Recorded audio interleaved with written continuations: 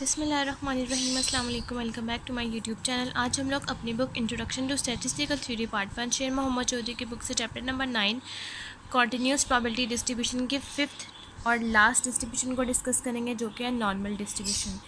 ये इस चैप्टर की यानी कि कॉन्टीन्यूस प्रोबेबिलिटी डिस्ट्रीब्यूशन की मोस्ट इंपॉर्टेंट डिस्ट्रीब्यूशन है, जिसका नाम है नॉर्मल डिस्ट्रीब्यूशन। ये वो डिस्ट्रीब्यूशन है जो कि बेसिकली हर जगह पर यूज़ होती है, जो कि बहुत इंपॉर्टेंट है। इसको आप लोग लिख भी सकते हैं कि ये बहुत इंपॉर्टेंट है। इसकी हर एक चीज़ आपने बहुत डिटेल से और बहुत सही से समझनी है, क्योंकि इसकी प्रॉपर्टीज़, इसके एक एक स्टेप ये बहुत इंपॉर्टेंट है और आगे जाके भी ये बहुत लंबा इसका एक टॉपिक है, जो कि हम डिटेल से इसको डिस्कस करेंगे। सबसे पहले हम इसके एक्सप्लेनेशन को डिस्कस करते हैं। A normal distribution is defined by the PDF. Normal distribution आपके पास कैसे डिफाइन किया जाता है, जिसका पीडीएफ है f of x is equal to 1 divided by sigma √2 pi e की power minus x minus mu square divided by 2 sigma square, और जिसकी आपके पास लिमिट होती है -इन्फिनिटी से इन्फिनिटी तक। ये जो छोटे छोटे स्टेप्स हैं, जो मैं आपको रेंज बताती हूँ और जो इनके फार्मूले और जो इनके पीडीएफ हैं, ये आप लोगों ने याद रखना है। ये एमसीक्यूज़ के टाइप पे या शॉर्ट क्वेश्चंस के टाइप पे भी इनकी रेंज और इनके पीडीएफ शॉर्ट फॉर्म में पूछे जाते हैं 2 मार्क्स के। तो इसकी रेंज है -इन्फिनिटी से इन्फिनिटी तक। और आप इसको इस तरह से भी लिख सकते हैं, f of x is equal to 1 divided by sigma √2 pi e की पावर, जो ये ई की पावर -1/2 है, आप इसको बाहर ले लें, x minus mu divide by sigma का आप लोग होल स्क्वायर कर दें और आप लोगों के पास इसकी लिमिट यही रहेगी। अब नेक्स्ट हम इसकी फर्दर एक्सप्लेनेशन के कुछ पॉइंट्स हैं जो कि हम डिस्कस करते हैं। नॉर्मल डिस्ट्रीब्यूशन के हम लोगों के पास 2 पैरामीटर्स होते हैं। एक होता है म्यू, जिसको हम लोग मीन कहते हैं, और दूसरा है सिग्मा स्क्वायर, जिसको हम लोग वेरिएंस कहते हैं। और इसको आप लोग कैसे लिख सकते हैं, एन यानी कि नॉर्मल डिस्ट्रीब्यूशन का, और ये 2 पैरामीटर्स जो कि है म्यू और sigma square. In this PDF, इस पीडीएफ में आप लोगों के पास जो म्यू है, यानी कि यहाँ पर जो आपको म्यू दिया गया है, वो है आप लोगों के पास मीन।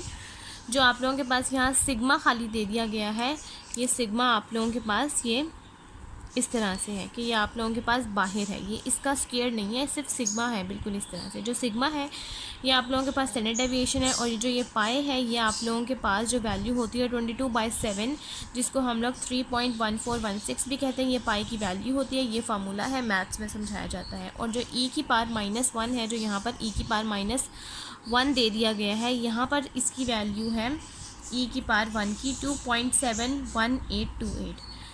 और जब हम इसका नेक्स्ट ग्राफ सीखते हैं, the graph of the normal distribution is symmetrical bell shaped curve. जो आपके पास जो नॉर्मल डिस्ट्रीब्यूशन का ग्राफ होता है, उसको आप लोग सिमेट्रिकल बेल शेप कहते हैं। या आपके पास शॉर्ट एमसीक्यूज़ में भी पूछा जाता है कि नॉर्मल डिस्ट्रीब्यूशन के ग्राफ कौन सा होता है और किस फॉर्म में होता है, जो कि होता है सिमेट्रिकल बेल शेप।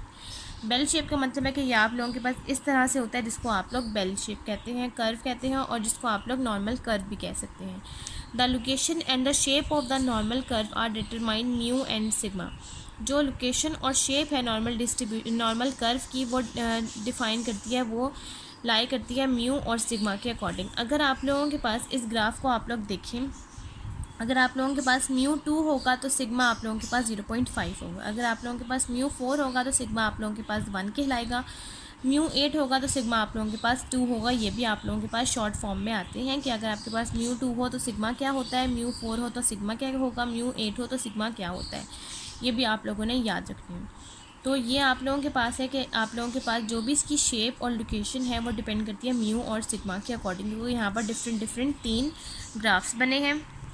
अब नेक्स्ट इन्होंने कहा हुआ है, the shape of the normal distribution is depend upon the parameters. जो शेप है नॉर्मल डिस्ट्रीब्यूशन की, वो डिपेंड करती है इसके पैरामीटर्स, यानी कि म्यू और सिग्मा के स्क्वायर के according. When sigma is increase, जब आप लोगों के पास सिग्मा इंक्रीज़ होगा, यानी कि आप लोगों के पास जो सिग्मा है, इन सब में आप लोगों के पास ये 0.5 है, ये 1 है और ये 2 है, यानी कि सिग्मा सबसे ज़्यादा इंक्रीज़ कहाँ हुआ है, इस जगह पर।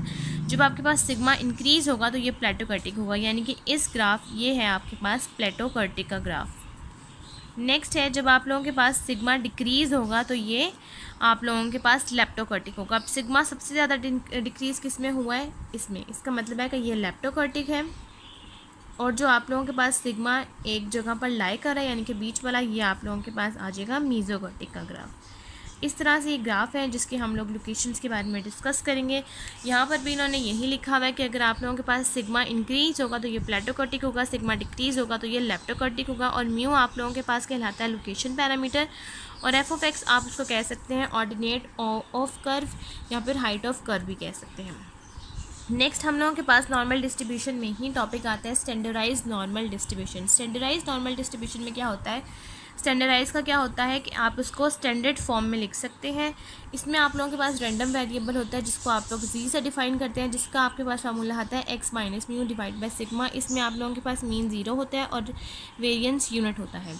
Every normally distributed random variable x with mu, mean and variance sigma square by using following expression। अगर आप लोगों के पास किसी भी नॉर्मल डिस्ट्रीब्यूशन के साथ आप लोगों के पास मीन या वेरिएंस की वैल्यू है, तब आप लोगों ने कौन सा एक्सप्रेशन अप्लाई करना है, ये वाला जो है Z is equal to X minus mu divide by sigma. आगे चल के हम लोगों के पास एक स्टेटमेंट आएंगे जिसमें आप लोगों को नॉर्मल डिस्ट्रीब्यूटेड के साथ ही आप लोगों को मीन और वेरिएंस की वैल्यू दे दी जाएगी, तब आप लोगों ने ये वाला फार्मूला अप्लाई करना है। आपके पास एक्स की वैल्यू होगी उस क्वेश्चन में, म्यू की वैल्यू और सिग्मा की वैल्यू आप लोगों के पास गिवन होगी, और आपने वहाँ से जी की वैल्यू निकाल के इसको स्टैंडर्डाइज नॉर्मल डिस्ट्रीब्यूशन के टेबल में देखना और वहाँ से आप लोगों के पास इसकी वैल्यू आ जाएगी। अगर आप लोग स्टैंडर्डाइज नॉर्मल डिस्ट्रीब्यूशन के पीडीएफ को डिस्कस करें तो इसका पीडीएफ आपके पास आता है the PDF of Z is denoted by phi of Z. इस सिंबल को आप लोग कहते हैं phi of Z. Phi of Z आप लोगों के पास इक्वल आता है 1 डिवाइड बाई 2 पाई ई की power minus z square by 2, क्योंकि आप लोगों के पास जो ये जी है वो आप लोगों के पास एक्स माइनस सिग्मा जो कि आप लोगों के पास फार्मूला होता है ई की पावर का, वो आप लोग जी के अकॉर्डिंग लिख लेंगे तो यह आ जाएगा जी स्क्वायर बाई 2, जिसमें आप लोगों के पास इसकी रेंज है माइनस इन्फिनिटी से इन्फिनिटी तक। नेक्स्ट हम लोग इसकी प्रॉपर्टीज़ को डिस्कस करेंगे और इसकी प्रॉपर्टीज़ बहुत इंपॉर्टेंट है, ये आप लोगों को पेपर में पूछी जाती हैं, ये आप लोगों को पेपर में क्वेश्चन आता है कि आपने नॉर्मल डिस्ट्रीब्यूशन की प्रॉपर्टीज़ लिखनी है। तो ये जो मैं आपको प्रॉपर्टीज़ करवा रही हूँ ये टोटल 11 प्रॉपर्टीज़ हैं, आपने सेम एग्जैक्ट यही प्रॉपर्टीज़ वहाँ लिख देनी है, और हम आगे जाके डिटेल से जो भी इसकी फर्दर प्रॉपर्टीज़ हैं जैसे इसका मीन, वेरिएंस, इसका मीडियन, इसका मोड, इसका मीन डेविएशन, इसके क्वार्टाइल डेविएशन, हर एक प्रॉपर्टी को लाइन वाइज डिस्कस करेंगे। नंबर 1 प्रॉपर्टी है नॉर्मल डिस्ट्रीब्यूशन की कि आप लोगों के पास जो फंक्शन यानी कि एफ ऑफ एक्स है वो डिफाइन होता है नॉर्मल डिस्ट्रीब्यूशन, जो कि एक प्रॉपर पीडीएफ है जिसमें आप लोगों के पास F of X greater than और इज इक्वल टू 0 आता है, यानी कि इसके पास आपके पास नॉर्मल डिस्ट्रीब्यूशन की जो भी वैल्यू होगी वो 0 से या 0 से बड़ी होगी, और जो आपके पास total area under the normal curve है वो आप लोगों के पास इसका आंसर 1 आएगा। ये भी मैं आपको ड्राइव करना सिखाऊंगी। नेक्स्ट इसकी सेकंड प्रॉपर्टी है the mean and the variance of the normal distribution. N dot D का मतलब है normal distribution are mu and sigma. जो मीन और वेरिएंस है वो नॉर्मल डिस्ट्रीब्यूशन में आप लोगों के पास म्यू और सिग्मा स्क्वायर के इक्वल आएगा। जो मीन डेविएशन और मॉड है वो नॉर्मल डिस्ट्रीब्यूशन में आप लोगों के पास इक्वल आएगा म्यू के, यानी कि मीन के ही इक्वल। जो मीन जैसा म्यू है उस तरह मीडियन और मोड भी आप लोगों के पास म्यू के इक्वल आ जाएगा। जो मीन डेविएशन है यानी कि एम डॉट डी, जिसको आप लोग मीन डेविएशन कहते हैं, वो आप लोगों के पास नॉर्मल डिस्ट्रीब्यूशन में इक्वल आएगा 4/5 सिग्मा। ये भी मैं आपको ड्राइव करना सिखाऊंगी। नेक्स्ट इसकी फिफ्थ प्रॉपर्टी है the normal curves has point of inflection which are equidistant from mean. जो नॉर्मल कर्व में आप लोगों के पास पॉइंट ऑफ इन्फ्लेक्शन होते हैं वो इक्वल होते हैं मीन के। For the normal distribution the odd order moments about mean are all 0। जो आप लोगों के पास नॉर्मल डिस्ट्रीब्यूशन में ऑड ऑर्डर मोमेंट्स होंगे अबाउट मीन के वो 0 के इक्वल आएंगे, जबकि इवन ऑर्डर मोमेंट्स आप लोगों के पास इक्वल आएंगे mu 2n -1 2n -3 so on 2 5 3 1 sigma 2n के। सेवन्थ प्रॉपर्टी है if x is n mu sigma square. अगर आप लोगों के पास x नॉर्मल डिस्ट्रीब्यूशन के दो पैरामीटर्स म्यू और सिग्मा स्क्वायर के इक्वल है तो y आप लोगों के पास रिग्रेशन इक्वेशन के according y is equal to a + bx के इक्वल आ जाएगा। तो जिसमें आप लोगों के पास y अगर आप इसको कंबाइन करके लिखें तो ये आ जाएगा n a + b म्यू और यहाँ पर आ जाएगा b स्क्वायर सिग्मा स्क्वायर, क्योंकि आप लोगों के पास म्यू तो कांस्टेंट के साथ लिख सकते हैं लेकिन वेरिएंस में आप लोगों के पास जो कांस्टेंट होता है वो आप लोग नहीं लिख सकते, यानी कि अगर आप लोगों के पास वेरिएंस में आ जाइए a square + b square sigma square और अगर आप इसको लिखेंगे तो ये a स्क्वायर ख़त्म हो जाता है तो ये आप लोगों के पास सिंपल आ जाएगा b स्क्वायर सिग्मा स्क्वायर के। वेरिएंस में आप लोग कांस्टेंट जो होता है वेरिएंस में आप लोगों के पास जो कांस्टेंट है जैसा कि मैं आपको पढ़ाया था वो आपके पास 0 के इक्वल होता है, तो ये आप लोगों के पास यहाँ 0 हो जाएगा a स्क्वायर। एट्थ प्रॉपर्टी है the sum of independent normal variable is normal variable. जो सम है अगर आपके पास दो इंडिपेंडेंट नॉर्मल वेरिएबल्स के होंगे वो नॉर्मल वेरिएबल्स के इक्वल आएंगे। कैसे आप लोगों के पास इक्वल आएंगे कि अगर आप लोगों के पास एक x1 है और उसका आपके पास इक्वल है n, μ1 सिग्मा 1 स्क्वायर के, और जो x2 है वो इक्वल आ जाएगा नॉर्मल डिस्ट्रीब्यूशन का μ2 सिग्मा 2 स्क्वायर के। देन अगर आप लोग इसको इंडिपेंडेंटली शो करें यानी कि दोनों को ऐड करके लिखें तो ये इक्वल आ जाएगा μ1 प्लस μ2, और नेक्स्ट आ जाएगा sigma 1 square plus sigma 2 square. Next इसकी नाइन्थ प्रॉपर्टी है, no matter what the value of mu and sigma are area under normal curves remain is certain fixed proportion within a specified number of standard deviation on either side of mu। कोई फ़र्क नहीं पड़ता कि आप लोगों के पास mu और सिग्मा की क्या वैल्यू आती है नॉर्मल कर्व में, ये आप लोगों के पास फिक्स प्रोपोर्शन को कर्व करती है। जैसा कि फॉर एग्जांपल अगर आप लोगों के पास इंटरवल है कि अगर आप लोगों के पास म्यू प्लस माइनस सिग्मा है जो एरिया कर्व करेगी 68.26% को, अगर आप लोगों के पास म्यू प्लस माइनस 2 सिग्मा है तो वो एरिया कवर करेगी 95.44% को, और अगर आप लोगों के पास mu plus minus sigma 3 sigma है तो वो एरिया कवर करेगी 99.73% को। जो नॉर्मल डिस्ट्रीब्यूशन की प्रॉपर्टीज़ मैं आपको पढ़ा रही हूँ ये सारी प्रॉपर्टीज़ आप लोगों ने शॉर्ट फॉर्म के ज़रिए से भी याद करनी है और वैसे भी आप लोगों ने याद करनी है, क्योंकि ये MCQs फॉर्म में भी पूछी जाती है कि म्यू प्लस माइनस सिग्मा हो तो कितना एरिया होता है, म्यू प्लस माइनस 2 सिग्मा हो तो कितना एरिया होता है, म्यू प्लस माइनस 3 सिग्मा हो तो कितना एरिया होता है। और ये भी पूछा जाता है कि नॉर्मल डिस्ट्रीब्यूशन में आप लोगों के पास जो मीन डेविएशन है, जो क्वार्टाइल डेविएशन है, तो मीन वेरिएंस है वो किस चीज़ के इक्वल आता है, ये शॉर्ट फॉर्म में और MCQs में पूछा जाता है। नेक्स्ट है 10th प्रॉपर्टी जो कि है quartile deviation Q is found as. अगर आप लोगों के पास क्वार्टाइल डेविएशन हो नॉर्मल डिस्ट्रीब्यूशन में जिसको आप लोग Q कहते हैं, तो उसमें आप लोगों के पास Q1 यानी कि लोअर क्वार्टाइल इक्वल आता है म्यू माइनस 0.6745 सिग्मा के, और Q3 जिसको आप लोग अपर क्वार्टाइल भी कहते हैं वो आप लोगों के पास इक्वल आता है म्यू प्लस 0.6745 सिग्मा की।